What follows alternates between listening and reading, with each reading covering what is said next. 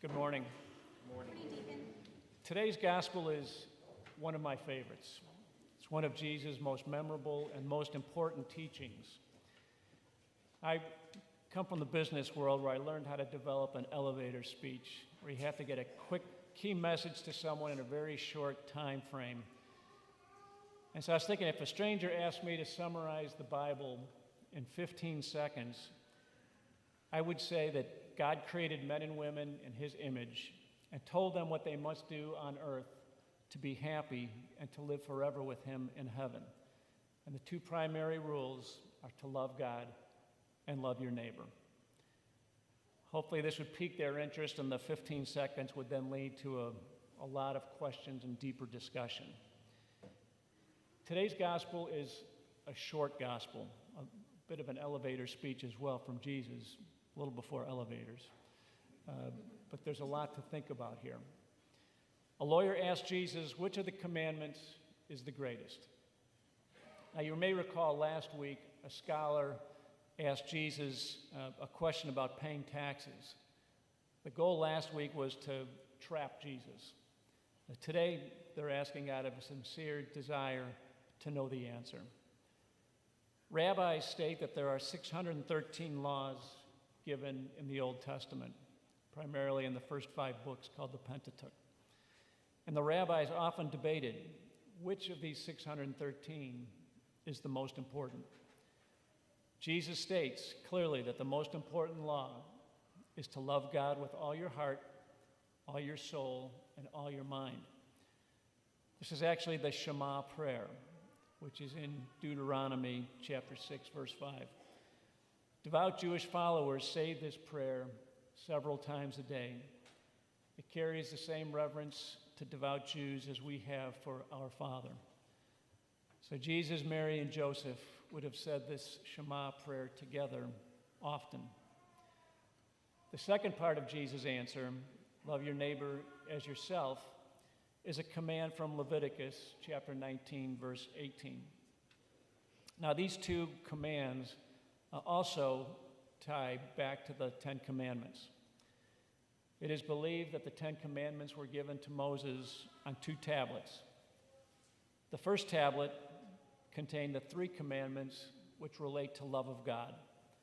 Thou shalt have no gods before me, thou shalt not take the name of God in vain, and thou shalt keep the Sabbath holy.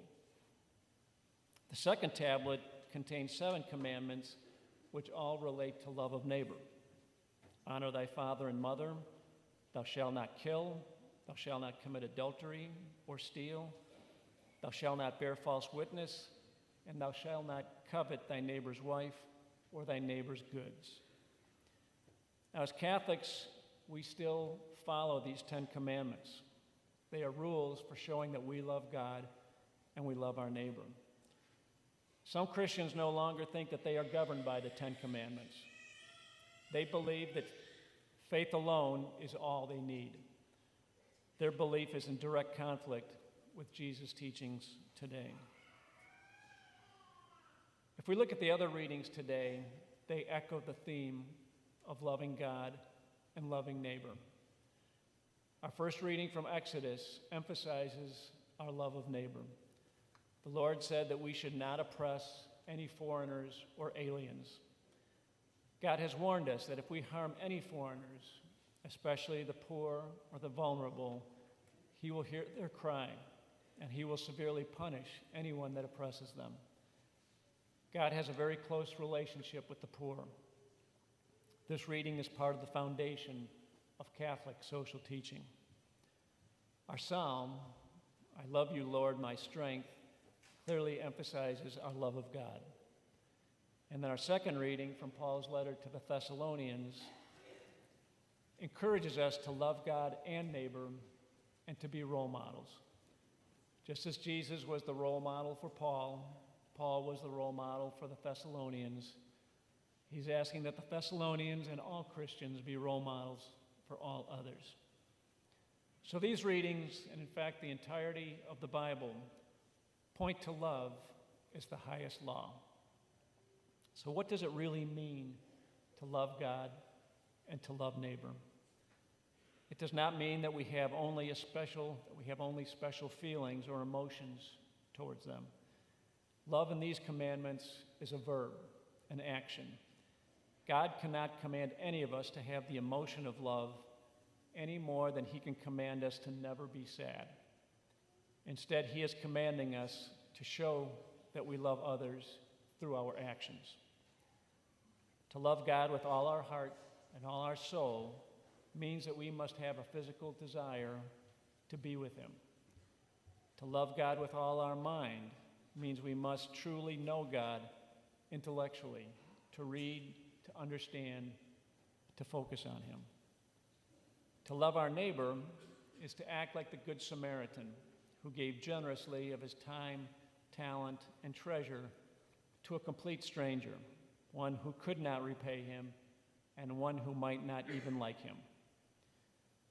We should always strive to love God and neighbor as God loves us. God's love is permanent. It does not come and go. We can fall in and out of love with people, but God cannot. God's love is also sacrificial.